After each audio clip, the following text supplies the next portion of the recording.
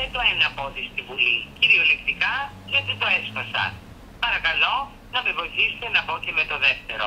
Ευχαριστώ. Who is it? You know damn well who it is! I'm sorry, you'll have to come back later. I'm doing the dishes.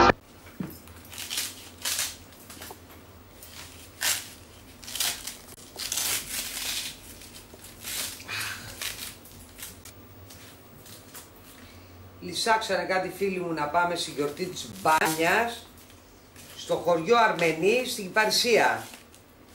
Πάμε λοιπόν, παρκάρουμε το αυτοκίνητο, ταλαιπωρηθήκαμε και μετά βγαίνουμε στη δημοσιά που λένε, σκοτάδια η δημοσιά. Κανένας δεν είχε σκεφτεί από τους υπεύθυνους γιορτής της μπάνιας να κόψουν τη διέλευση των αυτοκινήτων.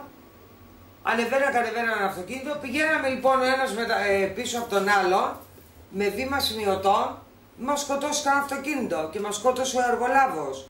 Γιατί οι εργολάβοι όταν κάνουν δημόσια έργα, όπως ξέρετε, μικρά ή μεγάλα, στα τελειώματα, αφού δεν τους τιμωρεί κανείς, κασιλάνα τους μεγάλοι. Σαν πως οι εργολάβοι ξαναπάνε ποτέ να περπατήσουν, ας πούμε, στους δρόμους που φτιάχνουν. Πού σου ρε παιδάκι μου.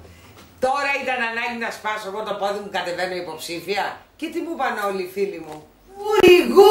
Γούρι.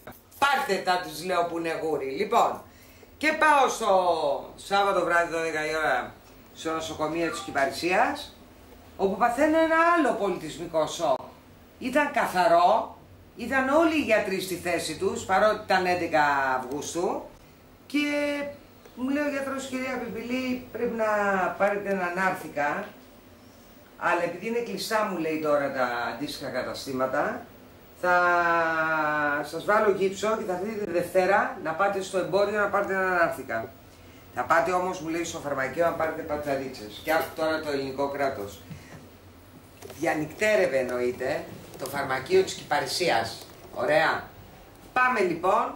Δεν είχε καμιά τεράστια πόλη, βρίσκω αμέσως στο φαρμακείο και βλέπω μια ουρά απ' έξω. Και λέω του παιδιού που ήταν στο αυτοκίνητο, τι έγινε ρε Νίκο, λέω, διαδήλωση έξω από το φαρμακείο. Καταλάβαμε ότι ο φαρμακοποιός, παρότι διανυκτέρευε, σιγά που θα πήγαινε να ανοίξει το φαρμακείο, σου λέει, σε Κομμόπολη είμαι, πώς λένε, επιστρέφω σε 5 λεπτά στα περίπτερα. Καθόμαστε λοιπόν μία μισή ώρα, να είναι μπροστά μου μία κοπέλα να ουρλιάζει από τους πόνους, αυτή ήθελε παυσίπονο. Εγώ ευτυχώς δεν πόναγα. Και μόλις εμφανίζεται ο φαρμακοποιός, τρώει κάτι μπινελίκια, μα κάτι μπινελίκια, όπου μόλις έδωσε τις πατερίτσες και σε μένα, βγήκε έξω, κοίταξε να δει αν είναι άλλη στην ουρά, παιδιά το γαϊδούρι, ξανά κλείσε το φαρμακείο, ξανά βάλε την ταμπέλα, τηλεφωνήσε στο τάδε νούμερο και έφυγε.